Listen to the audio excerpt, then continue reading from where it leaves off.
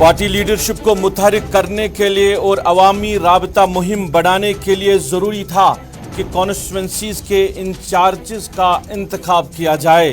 अभी इलेक्शन दूर दूर तक नज़र नहीं आ रहा है, अभी किसी को मैंडेट नहीं दिया गया है, अभी गठजोड़ की बात होनी है, अभी पीएचडी की बात होनी है। ये लंबा सफ़र है। नेशनल कॉन्फ्रेंस सदर डॉक्टर फारूक अब्दुल्ला।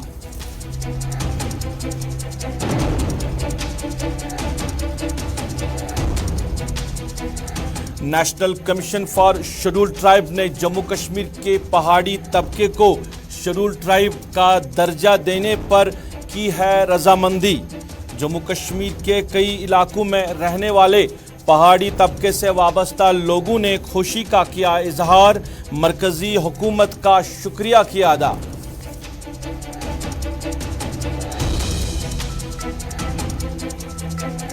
वादी कश्मीर में सर्दियों के आयाम शुरू होने से पहले ही बिजली की आंख मिचौली से आवाम है परेशान। ज़राए के मुताबिक आने वाले दिनों में बिजली की कटौती के हवाले से नया शेड्यूल हो रहा है जारी। 24 घंटों में से 12 घंटों की होगी कटौती।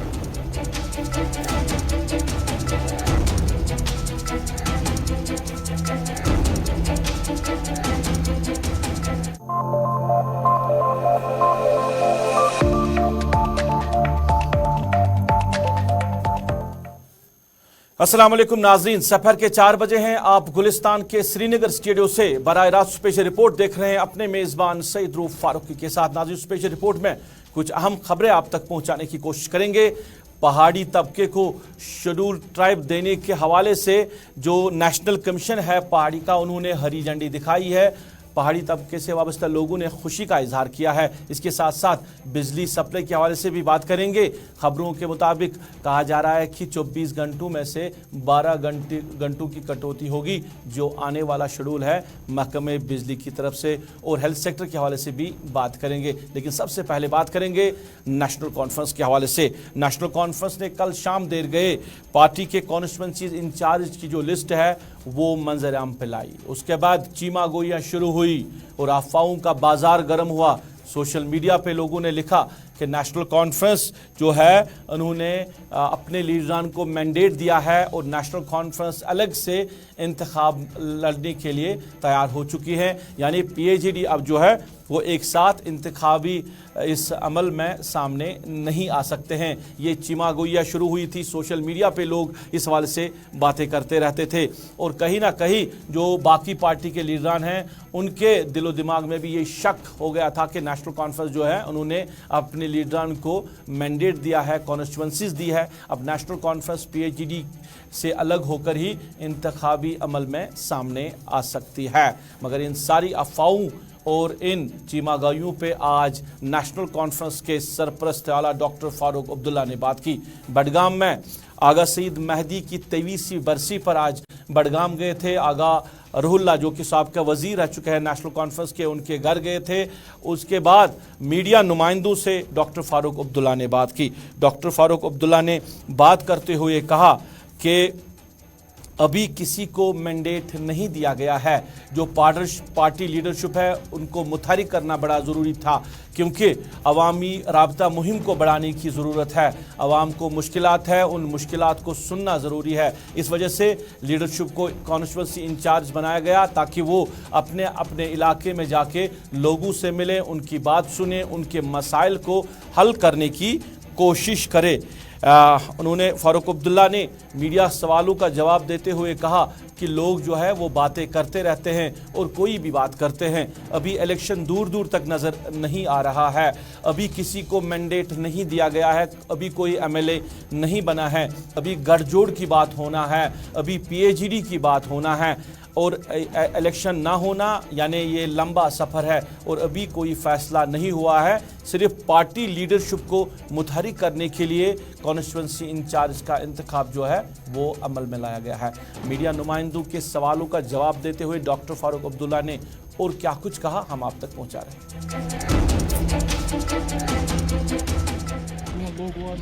देखिए, बड़ा ज़रूरी है कि हमारे लोग जो हैं वो एक्टिव हो जाएं। उसके लिए बहुत ज़रूरी था कि हम लोग कॉन्स्टिट्यूंसी इंचार्ज बनाएं क्योंकि काम शुरू करें, लोगों में जाएं, लोगों की मुश्किलें देखें, उनकी मुसीबतों को दूर करें। अभी तो वक्त है, इलेक्शन का तो बहुत वक्त है। इलेक्शन में क्या होगा, क्योंकि क्या गठजोड़ होंगे, क्या वो होगा, वो तो उस वक्त की बात है। एक और मैं उन्हें पहले से कहा है कि अगर ये स्टेटहुड रिस्टोर नहीं हुआ, वो नहीं लड़ेंगे। देखिए, लोग अजीब अजीब किस्म की बातें करेंगे। अब हर एक बात का हम जवाब देते रहें तो कैसे चलेगा?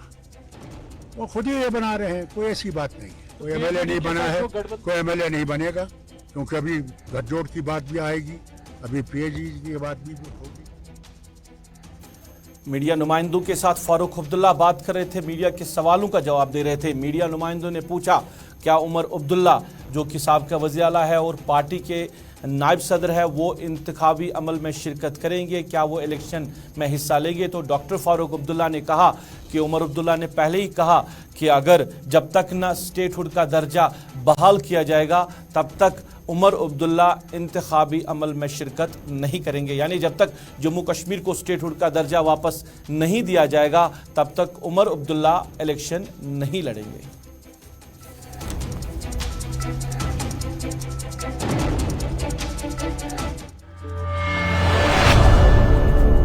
नाज़रीन, पहाड़ी तबके से वाबस्ता लोगों के लिए बड़ी खबर है।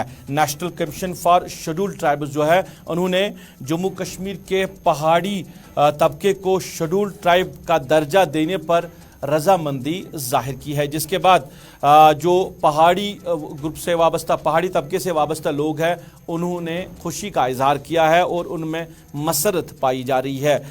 जो ग्रुप्स बनाए गए थे इस शेड्यूल ट्राइब दर्जे में शामिल होने की, जो राह हमवार करने के लिए जो ग्रुप्स बनाए गए थे, उन्होंने भी कहीं ना कहीं सरकार का शुक्रिया अदा किया है। पहाड़ी अंतक ग्रुप के साथ साथ कमीशन पादरी कबीले, कोली और गदा ब्राह्मण तबके को भी शेड्यूल ट्राइब के दर्जे में शामिल करने के लिए रजामंदी जताई जा रही है। वज़ीर दाखिला अमित शाह ने राजौरी में एक अवामी जलसे में खिताब करते हुए पहाड़ी तबके को एसटी का दर्जा देने का ऐलान किया था, जिसके बाद union minister for tribal affairs ने 7 अक्टूबर को एसटी कमीशन को एक खत लिखकर उनकी राय मांगी थी, जिसके बाद वो ज़राए से पता चला है कि कई मीटिंगों के बाद पैनल ने 20 अक्टूबर को अपनी मीटिंग में पहाड़ी तबके को शेड्यूल ट्राइब दर्जे में शामिल करने के प्रपोजल को हरी झंडी दिखाई है। इस खबर के बाद ही पहाड़ी तबके से वाबस्ता लोगों में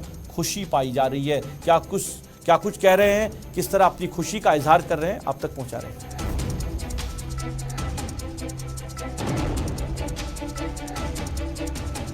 आज ही हमने एक खबर पढ़ी है, NCST national commission for scheduled tribe, उसने जो पहाड़ी जो एथनिक ग्रुप है हमारा, उसको क्लियरेंस दे दी है। जब RGI और NCST की क्लियरेंस हो जाती है तो उसके बाद सिर्फ एक कैबिनेट का अप्रूवल रहता है। तो मेरा ख्याल जो भारतीय जनता पार्टी की NDA की सरकार है, यहाँ पर जो प्राइम मिनिस्टर साहब ने जो रेड फोर्ट लाल किला से वायदा किया था और ऑनरेबल होम मिनिस्टर साहब ने जो रजौरी में आकर वादा किया था, वो पूरा हुआ है। आज पूरे पुंछ में, रजौरी में, जितने जहां भी पहाड़ी कबीले के लोग रहते हैं, एक खुशी की लहर है। हम बहुत बहुत धन्यवाद करते हैं प्राइम मिनिस्टर साहब का, होम मिनिस्टर साहब का। कबीला में एक खुशी की लहर दौड़ गई है। हम माननीय प्रधानमंत्री नरेंद्र मोदी जी का, अमित शाह साहब का, हमारे होम मिनिस्टर जो हैं, और खसूसी तौर पे हमारे नेशनल कमीशन फॉर एसटी जिन्होंने हमें रेकमेंड किया है, हमारी इंक्लूजन हुई है पहाड़ी कबीला की, पहाड़ी ट्राइब की एसटीज में, JNK की। आज आपने द हिंदू की जो न्यूज है वो मैं कह रहा हूं कि पूरे मुल्क में आज एक आग की तरह फैल गई है और खुशी की लहर दौड़ गई है। और हमें पूरा यकीन था इस सेंट्रल गवर्नमेंट के ऊपर कि वो हमारी ये जो दरीना एक डिमांड है, एक जो स्ट्रगल है हमारे जो बुजुर्गों ने जो चलाई है, उसको ये पूरा करेंगे। अब हमें इंतजार है कि यूनियन गवर्नमेंट ऑफ इंडिया जो इसकी जो यूनियन। चलिए, पहाड़ी लोगों ने खुशी और मसरत का इजहार किया है। ये जो national commission for scheduled tribes ने हरी झंडी दिखाई है एसटी का दर्जा देने पे, ये मामला जो है बडगाम में मीडिया नुमाइंदों ने डॉक्टर फारूक अब्दुल्ला से पूछा। उन्हें कहा कि पहाड़ी तबके को शेड्यूल ट्राइब का दर्जा देने के लिए हरी झंडी दिखाई दी गई। तो फारूक अब्दुल्ला ने कहा कि उनकी जो हुकूमत थी 1982 में, तब उन्होंने वकालत की थी। उस वक्त वज़ीर-ए-आज़म इंदिरा गांधी जी के कहने पर उन्होंने वकालत की थी कि ये जो पहाड़ी तबका है इनको एसटी का दर्जा दिया जाए। फारूक अब्दुल्ला ने भी कहा कि उनका ये हक बनता था और उनकी जो देरीना मांग है वो हुकूमत ने मान ली है।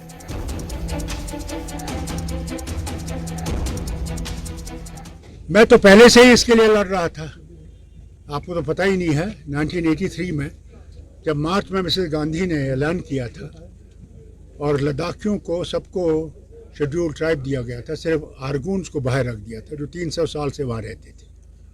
वो आए थे फिर राजौरी, वहाँ ऐलान किया था कि अगर फारूक अब्दुल्ला की हुकूमत मुझे लिखेगी तो मैं यहाँ के लोगों के लिए भी, जैसे राजौरी में किया, तो मैं यहाँ के लोगों के लिए और चिनाब के लोगों के लिए ये सबको शेड्यूल ट्राइब दूँगा। रोला साहब के फादर, हमने उसी वक्त वो खत लिखा उनको कि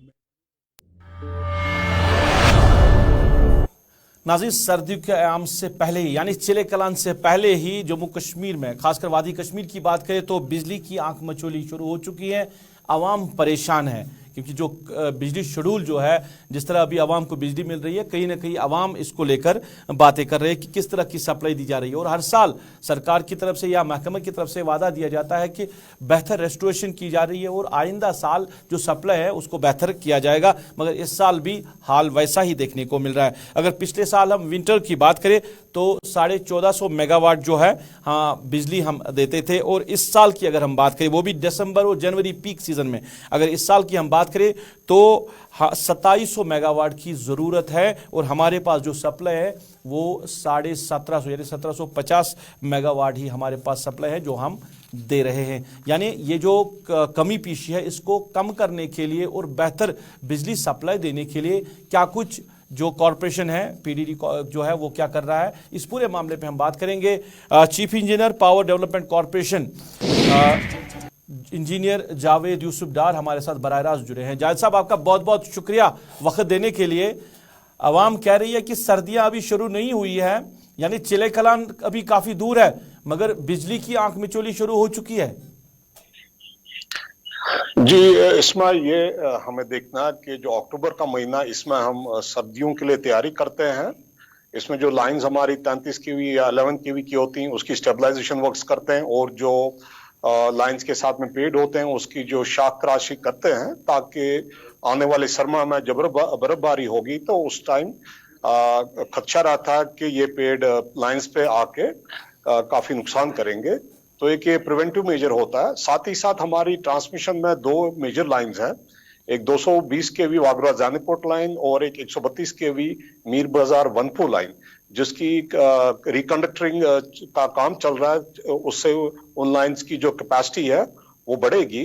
तो उसकी वजह से शटडाउन चल रहे थे, क्योंकि यही मौसम है जिसमें काम हो सकता है, क्योंकि ये शाली के कटने के बाद ही ये काम हो सकता है। तो इस वजह से थोड़ी बहुत दिक्कत रही है, कटौती करनी पड़ रही है, लेकिन ये सार्फिन की बेहतरी के लिए है, आगे चल के हम बेहतर बिजली सप्लाई दे पाए। जज साहब, अगर हम पिछले साल की बात करें तो जो हमारी सप्लाई पिछले साल जरूरत थी हमें वो 1750 मेगावाट के करीब थी, जो पीक टाइम हमारा होता है दिसंबर जनवरी में। पर इस साल बताया जा रहा है कि 2700 मेगावाट की जरूरत है हमें, जो अभी आज के दिन की अगर हम बात करें तो ये जो सप्लाई है, ये जो हमें जरूरत है हमारी, ये कैसे बढ़ी है, क्या इसको एड्रेस करना बड़ा जरूरी है? नहीं, जो रिक्वायरमेंट थी वो तो वही लास्ट ईयर भी 2500 से 2700 मेगावाट के करीब थी, लेकिन ये और उसके अगेंस्ट हमने जो लास्ट ईयर जो पीक डिमांड थी वो 1750 मेगावाट की हमने मीट की थी। बट ये भी देखना है कि पिछले 3-4 साल में बिजली की पोजीशन में काफी बेहतरी आई है। जहां हम 4 साल पहले पीक में सिर्फ 1200 मेगावाट दे पाते थे, पिछले साल जो हमारे ट्रांसमिशन में कैपेसिटी एडिशन हुए हैं, नए ग्रिड स्टेशन बने हैं या रसीविंग स्टेशन 70 से जायद बने हैं, या जो एग्जिस्टिंग रसीविंग स्टेशन है उसमें कैपेसिटी एनहांसमेंट 80 से जायद रसीविंग स्टेशन की हुई है, या जो डिस्ट्रीब्यूशन में हमने काफी सारे डीटीज ऐड किए हैं, उसकी वजह से हम 1200 मेगावाट के अगेंस्ट लास्ट ईयर 1750 मेगावाट दे पाए थे। और उसके चलते हुए जो काफी इलाकों में जो काफी ज्यादा कटौती होती थी उसमें बेहतरी आई। जैसे अगर मैं खासकर पुलवामा का जिक्र करूं या शुमाली कश्मीर का जिक्र करूं, जहां काफी सारी कटौती होती थी, लेकिन पिछले सर्दियों में उसमें काफी बेहतरी आई है। इस साल भी जो हमने इस साल काम किए हैं, कुछ ग्रिड स्टेशंस की ऑगमेंटेशंस हुई है, या जैसे मैं कह रहा था ट्रांसमिशन लाइंस की कैपेसिटी एनहांसमेंट हुई है। तो इस साल भी हम 1750 मेगावाट से ऊपर चलेंगे। लेकिन जो एक गैप है, ये समझने की जरूरत है कि ये गैप क्यों है। इसका जो मेन जो वजह है कि जो केपीडीसीएल के साथ जो सार्फिन का एग्रीमेंट है वो सिर्फ 1800 मेगावाट का है। उसमें भी अगर तो बेसिकली वजह क्या होती है कि सर्दियां आते हुई काफी सार्फिन जो हीटिंग गैजेट्स का, खासकर जो क्रूड हीटर्स और बॉयलर्स है, बिल्कुल उसका इस्तेमाल करते हैं, जो कि जिसके साथ कि उनका डिपार्टमेंट के साथ कोई एग्रीमेंट नहीं है। तो बेसिकली परेशानी वहीं से शुरू होती है। और अगर सार्फिन सही तरीके से बिजली का इस्तेमाल करें तो जो बिजली की पोजीशन है वो काफी बेहतर हो सकती है। जावेद साहब, कुछ जो एक्सपर्ट्स हैं जब उनसे बात करते हैं, उनका ये कहना है कि जो मीटर्ड एरियाज है जहां पे मीटर लगाए गए हैं वहां पे भी कोई ज्यादा फर्क नहीं पड़ रहा है, क्योंकि जो मीटर्स इंस्टॉल किए गए हैं वो अच्छे नहीं है, सही नहीं है। क्योंकि मीटर्ड एरिया में भी अगर 6 मेगावाट जो है वहां पे लोड दिखाई दे रहा है, तो इसका मतलब है कि मीटर जो है वो अच्छे तरीके से काम नहीं कर रहा है, और जिस मकसद के लिए मीटर्स लगाए गए थे, नस्ब किए गए थे, वो मकसद जो वो हासिल नहीं हो रहा है।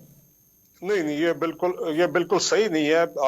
देखिए, हम स्मार्ट मीटर्स लगा रहे हैं और साथ ही साथ एलटी एरियल बंच केबलिंग लगा रहे हैं। ये केबल्स का बेसिकली मकसद ये है कि ताकि जो कुछ सार्फिन जो हुक वगैरह करते हैं वो ना कर पाए। और मैं मिसाल आपको दूंगा, हमारे बाग महताब का एक एरिया है जहां पिछले साल सर्दियों में करीब 600 एम्पियर का लोड हो रहा था। इस साल अभी हमने उस फीडर का करीब 70 से 80% इलाका LTAB और स्मार्ट मीटर वहां पे हमने लगाए हैं।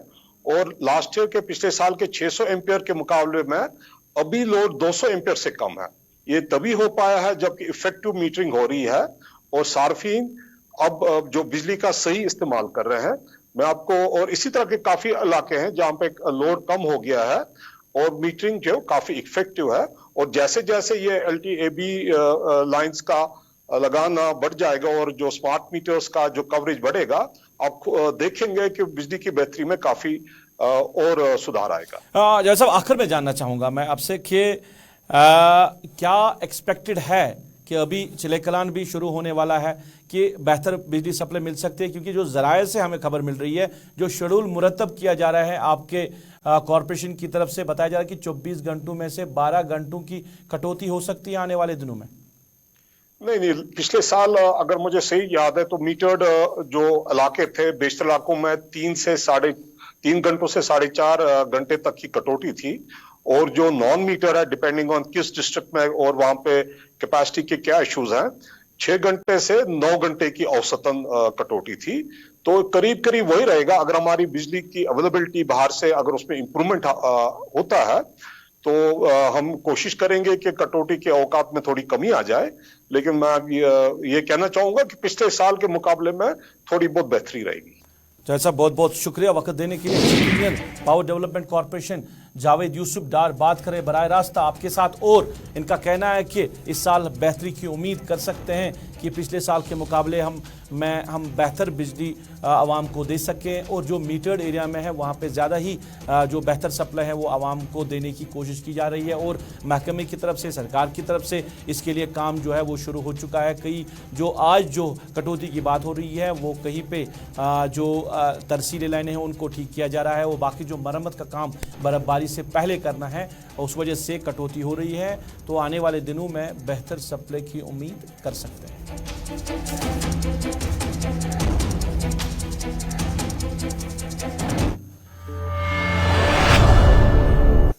चलिए नाजरीन, महकमे सेहत के हवाले से बात करें तो वेडर बाला हंदवारा जचलडारा का इलाका, दूरदराज इलाका, जहां पे हेल्थ एंड वेलनेस सेंटर जो है वो एक कमरे में चल रहा है, एक कमरे में ही काम कर रहा है और बुनियादी सहूलियात से महरूम है। काफ़ी पुराना ये हेल्थ सेंटर है, मगर आवाम का ये कहना है कि इसकी तरफ सरकार ने तवज्जो नहीं दी और ये दूर दराज इलाका होता है, बर्फ़बारी हो जाए तो यहाँ इलाके में अगर कोई बीमार होता है तो उसको हंदवारा ले जाना पड़ता है, जो उनके लिए काफ़ी मुश्किलात हो सकती है, होती है। और जो वहाँ स्टाफ काम कर रहे हैं उनके लिए भी कोई माकूल जगह बैठने की नहीं है, ना इस हेल्थ सेंटर में बिजली का निज़ाम है। आप वैसे खुद इस बिल्डिंग की हालत देख सकते हैं, तो आप कैसे कह सकते हैं कि ये जो बिल्डिंग है ये हेल्थ सेंटर है, यहाँ पे बीमारों को इलाज किया जाता है। ना बिजली का निज़ाम है, ना कहीं वॉशरूम है, ना कोई पावर सप्लाई है, और जो बुनियादी सहूलियात यहाँ पे होनी चाहिए वो बुनियादी सहूलियात इस हेल्थ सेंटर में दिखाई नहीं दे रही है। तो हमारे यहाँ जो हेल्थ सेंटर है ये बिल्कुल खस्ता है। ये मैंने 4 दफ़ा दिया है गवर्नमेंट को एस्टिमेट में, तो ये नहीं आया है वहाँ पे। इसका मैंने 4-5 दफ़ा डी साहब से भी ये बात उठाई। उस सवाल से मैं ये बात बोल रहा हूँ कि अगर ये यहाँ पे बिल्डिंग यहाँ बन जाए या वॉशरूम बन जाए तो ये लोग जहाँ ज़्यादातर आते हैं, जहाँ पे बीमार आते हैं यहाँ पे, फिर इनको ये रेफर करना पड़ता है चलडारा में। यहाँ की ज़्यादातर यहाँ बिल्डिंग की मुश्किलात ज़्यादा है, क्योंकि बुजुर्ग लोग यहाँ पे आते हैं, इनको आसान होता है यहाँ पे आने में। मगर बदकिस्मती ये मेरी यही है कि यहाँ पे जो बिजली की बिल्डिंग नहीं है यहाँ पे, इसकी ज्यादा यहाँ पर मुश्किल है। क्या अपील रहेगी आज जिला इंतजामिया है या एलजी साहब है, क्या अपील रहेगी आपकी? मेरी एलजी साहब से यही गुजारिश है, जितने भी यहाँ पर हमारी मुश्किलात ज्यादातर हमारी इस बिल्डिंग की है, जो हेल्थ बिल्डिंग है यहाँ पे, यह यहाँ पे नहीं है। और फर्स्ट ऑफ ऑल मैं आपको वेलकम करना चाहती हूँ। और दूसरी बात यह है कि जो यहाँ पे है, यहाँ पे मोस्ट ऑफ द प्रॉब्लम्स हैं। फर्स्ट ऑफ ऑल यहाँ पे जो वो इलेक्ट्रिसिटी की फैसिलिटी नहीं है और वॉशरूम की भी फैसिलिटी नहीं है, वो are only female staffs here. और दूसरी बात मैं ये कहना चाहती हूँ, जो यहाँ की बिल्डिंग है वो टोटली अनसेफ है। बिल्डिंग की तो बहुत ज़्यादा प्रॉब्लम हाँ होती है, यहाँ पे बहुत ज़्यादा प्रॉब्लम होती है। यहाँ पे ऐसा लग रहा है जैसे अभी गिरेगी। और दूसरी बात ये है कि हमें ये होनी चाहिए, बिल्डिंग तो सेफ होनी चाहिए। चलिए, हंदवारा के अस्पताल के बाद जरा बात करते हैं बटकूट अशमुकाम में कायम गवर्नमेंट मिडिल स्कूल के हवाले से भी। ये मिडिल स्कूल की बिल्डिंग है और खस्ता हाली की शिकार है। सर्दियों के इन अयाम में भी बच्चों को बाहर ही जो है तालीम हासिल करनी पड़ती है, बच्चों को बाहर ही पढ़ाया जाता है, जिसके लिए वहाँ के जो मुकीम लोग हैं वो भी परेशान हैं, उस्तादों को भी मुश्किलात हो रही है। और कई सालों से ये सिलसिला वहाँ पे चल रहा है। कई बार महकमे की नोटिस में लाया गया है, अफसरान को भी इस हवाले से आगाही दी गई है, मगर आज तक महकमे ने या अफसरान ने या सरकार ने इस स्कूल को बेहतर बनाने के लिए, अच्छी बिल्डिंग देने के लिए कोई इक़दामात नहीं उठाए हैं।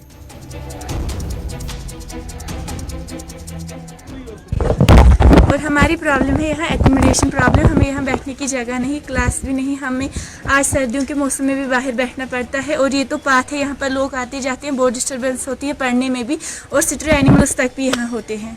तो अब हम उन्हें क्या कर सकें? अगर लोग आते ही जाते हैं उन्हें भी क्या बोलेंगे? तो इससे आपकी पढ़ाई पे कितना असर है? बहुत ज़्यादा असर पड़ता है, डिस्टर्बेंस होती है पढ़ने में भी। तो क्या रिक्वेस्ट है आपके एलजी साहब से? हमारी ये रिक्वेस्ट है, हमें अच्छी बिल्डिंग चाहिए पढ़ने के लिए। और सर्दियों के मौसम में अब जब विंटर का पहला महीना आएगा दिसंबर।